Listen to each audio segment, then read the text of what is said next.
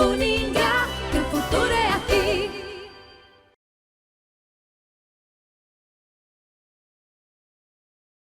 Olá, alunos! Voltamos então a falar sobre sociedades empresárias. Falaremos agora a respeito dos tipos societários, dando continuidade, né? Temos aí a sociedade simples. A sociedade simples, gente, ela é aquela destinada para os profissionais liberais.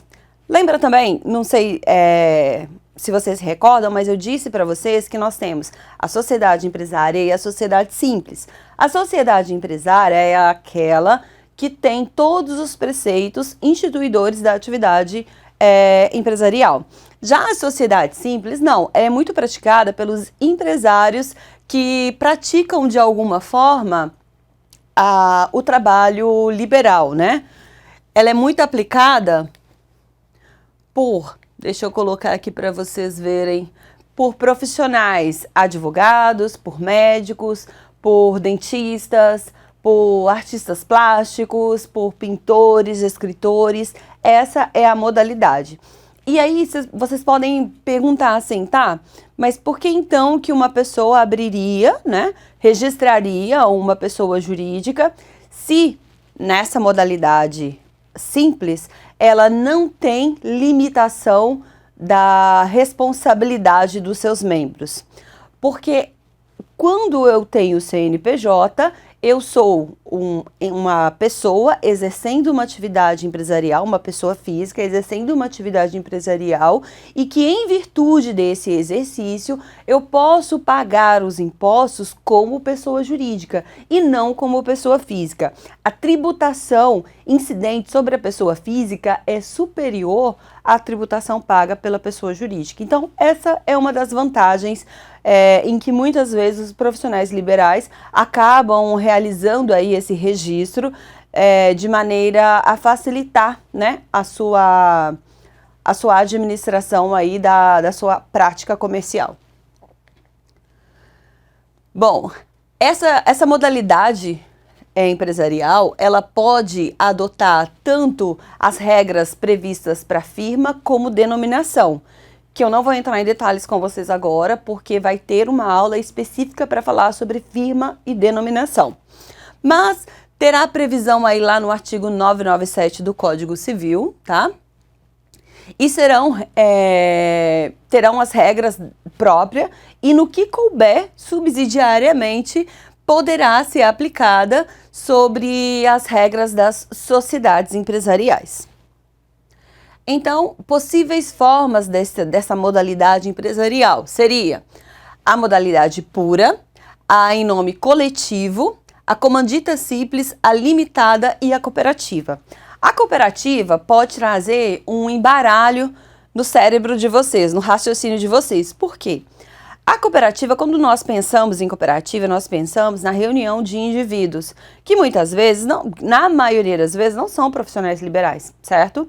E é verdade, a cooperativa ela só é considerada uma sociedade simples por disposição legal, não pelo conceito dela, né? Porque ela é utilizada por profissionais liberais. Não por isso. É porque a lei, muito embora saiba que ela tem essa estrutura empresarial, como as cooperativas bancárias, ela tem essa estrutura empresarial, a lei entende que a cooperativa deve ser tratada como uma pessoa simples, tá? Na figura de sociedade simples e não de sociedade empresária.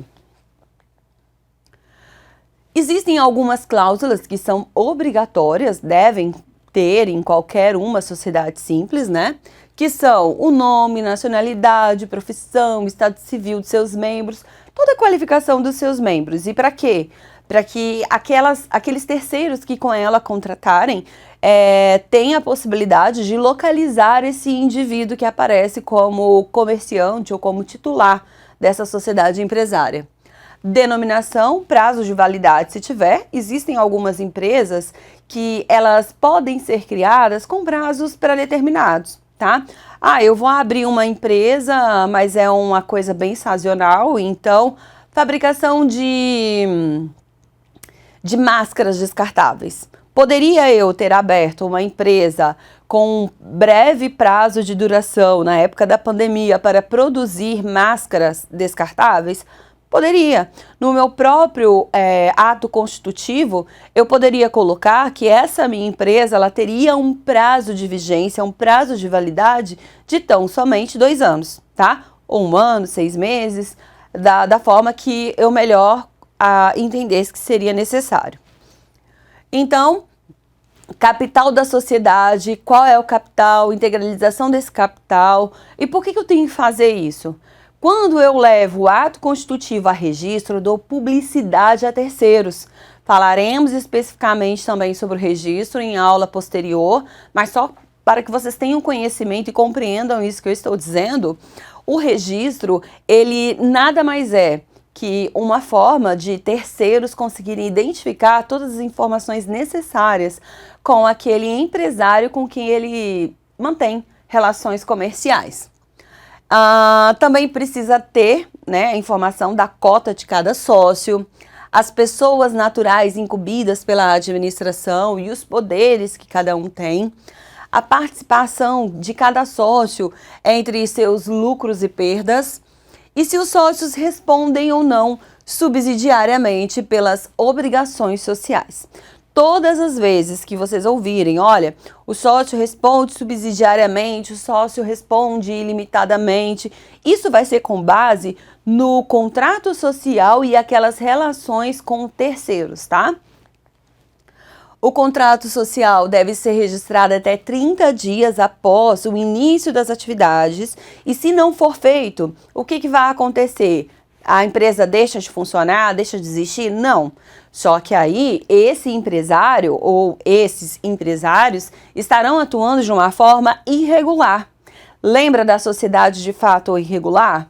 Então, qual que é a punição para esses indivíduos? A punição é que, além de responder com o seu capital social pessoal, com o seu patrimônio pessoal, eles vão responder de forma solidária perante os seus credores, tá?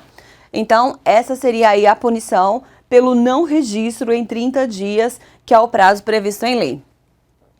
É importante também lembrar que o registro continuará acontecendo aí da sociedade simples no cartório de registro civil das pessoas jurídicas, que é um órgão competente para registrar alguns tipos societários, algumas modalidades societárias, tá?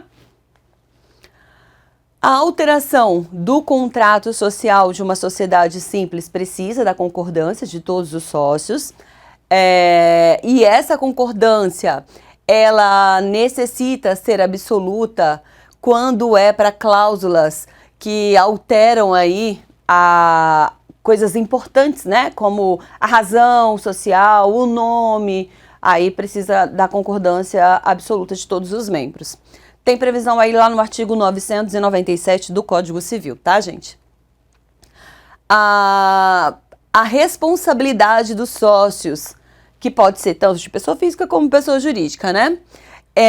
Ela vai ser, os sócios, eles responderão de forma solidária ou subsidiária, se houver disposição diversa no contrato social, mas os sócios contribuem aí, a responsabilidade deles é em cima daquele valor que eles integralizaram no contrato social e, se for necessário, subsidiariamente aos bens que, porventura, pelas dívidas que não forem cobertas pelos bens da empresa. Outra peculiaridade desse tipo societário é que, ao contrário dos demais, é permitido que um sócio adentre na sociedade empresária somente com força de trabalho. Isso não é admitido em nenhum outro tipo de sociedade empresária. Então, eu posso, por exemplo, abrir uma sociedade simples com você para prestação de serviços odontológicos, né?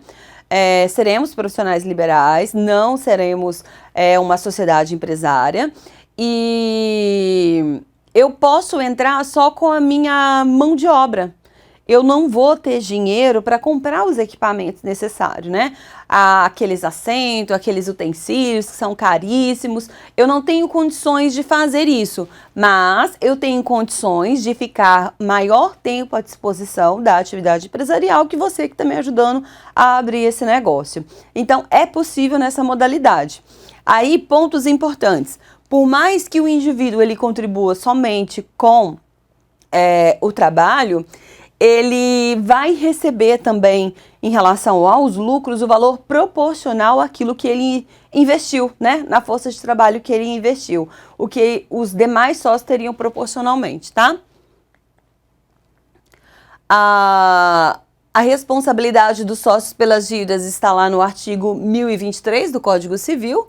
É subsidiária na proporção de cada uma das cotas, a não ser disposição em contrária no ato constitutivo.